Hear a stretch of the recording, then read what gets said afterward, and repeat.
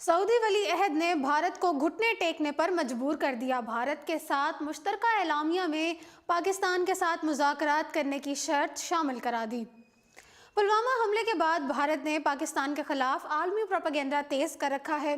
بھارت نے اسی وقت جب سعودی ولی عہد پاکستان میں 2 روزہ دورے پر آئے تھے، اس نے انتہائی زہریلا پروپیگنڈا کرتے ہوئے اس کا الزام پاکستان پر لگا دیا۔ اور پھر سعودی ولی عہد محمد بن سلمان جب بھارت کے دورے پر پہنچے تو بھارتی وزیر اعظم نے انہیں باور کرانے کی پوری کوشش کی۔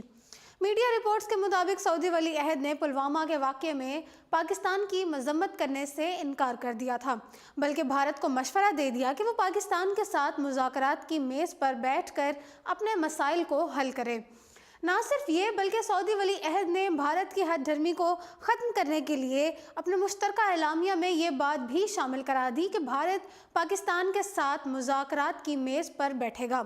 سعودی ولی عہد کے اس کردار کو پاکستان کے علاوہ دنیا بھر میں بھی سراہا گیا ہے، اور دنیا بھر میں یہ پیغام بھی واضح ہو گیا ہے کہ سعودی ولی عہد کی نظر میں پاکستان اہمیت رکھتا ہے۔ آپ کو بتاتے چلیں کہ سعودی ولی عہد شہزادہ محمد بن سلمان نے پاکستان کے بعد بھارت کا 2 روزہ سرکاری دورہ کیا تو دونوں ممالک کے درمیان معاہدوں اور بات چیت سے متعلق مشترکہ اعلامیہ بھی جاری کیا گیا۔ اس موقع پر سعودی ولی عہد شہزادہ محمد بن سلمان نے اصرار کیا اور پاک بھارت جامع مذاکرات کو بھی اعلامیہ کا حصہ بنا دیا۔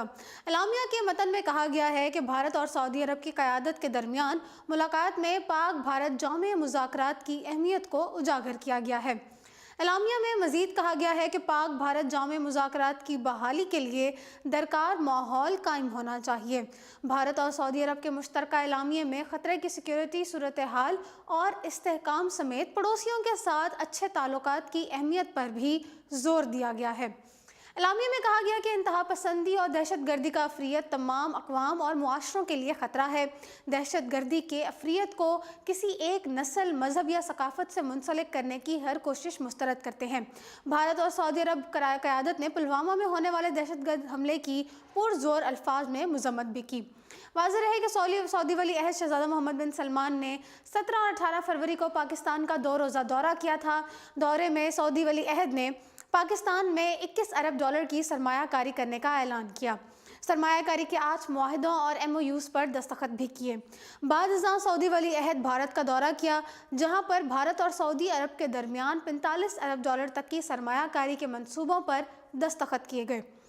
بھارت میں سعودی ولی عہد نے پاکستان کی درخواست پر پاک بھارت جامع مذاکرات کا مسئلہ بھی اٹھایا، جس کو مشترکہ اعلامیہ کا حصہ بنا دیا گیا ہے۔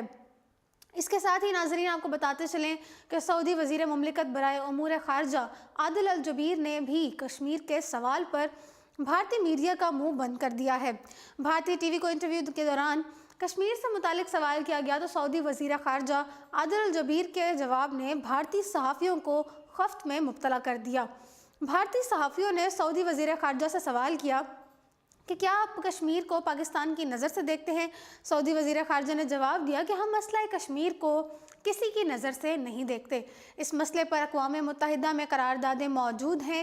مسئلہ کشمیر UN قرارداد کے مطابق حل ہونا چاہیے۔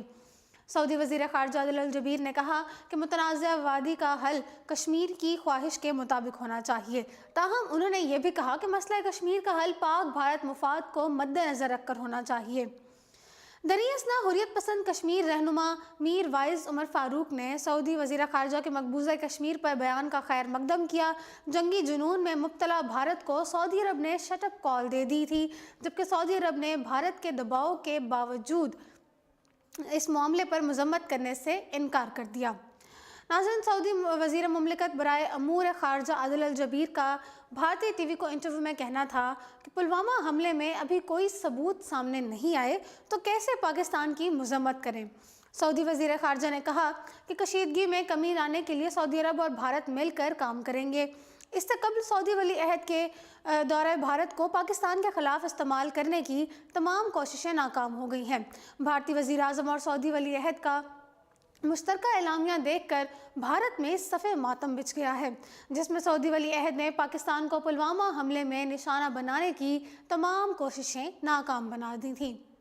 فی الوقت اتنا ہی۔ مزید اپڈیٹس کے لیے دیکھتے رہیے اردو پوائنٹ۔